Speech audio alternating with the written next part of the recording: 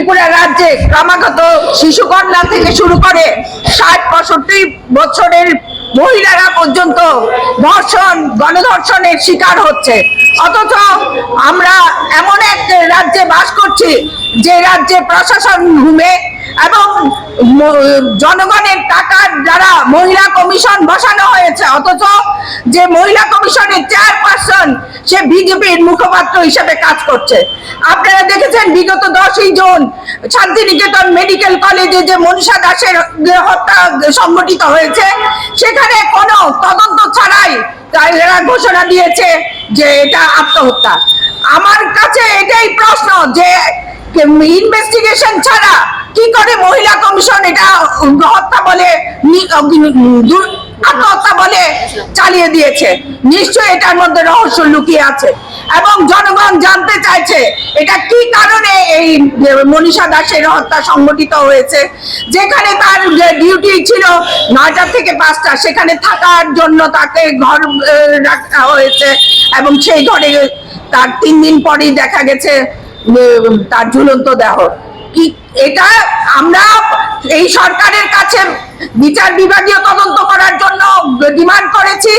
বিগত ১৯ জুন আপনারা দেখেছেন আমরা ডিজিপি অফিস ঘেরাও করেছিলাম এবং আমাদেরকে যাওয়ার জন্য আমরা বারবার ওদের কাছ থেকে আবেদন করেছিলাম যে আমাদের কথা শোনার জন্য এবং বিচার বিভাগীয় তদন্ত দেওয়ার ব্যাপারে, কিন্তু তারা আমাদের কোন রকম সাড়া দেয়নি এবং আমাদের কথা শুনতে নারাজ ছিল।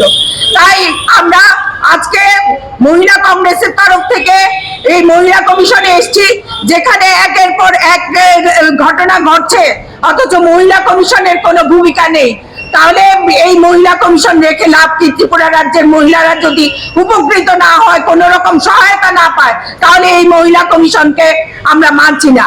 এবং আপনি বিগত দিনে আপনারা দেখেছেন এই মহিলাদেররা যেখানে আনন্দনগরে এক বিজেপির নেত্রীর ছেলে গ্রীষ্মকালীন ছুটির সময় এক নাবালিকা বাচ্চাকে ৭-৮ ঘন্টা ধরে ওইখানে আটকে রেখে ধর্ষণ করেছে, অথচ তাদের ব্যাপারে কোন রকম আওয়াজ তুলেনি। মহিলা কমিশন একটা আমরা জানি এটা নিরপেক্ষ, সবাই এটার কাছে সাহায্য পাওয়ার জন্যই যায়, মহিলাদের যা কিছু প্রশাসনের কাছে বলতে পারে না, মহিলা কমিশন তার দায়িত্ব নেয়।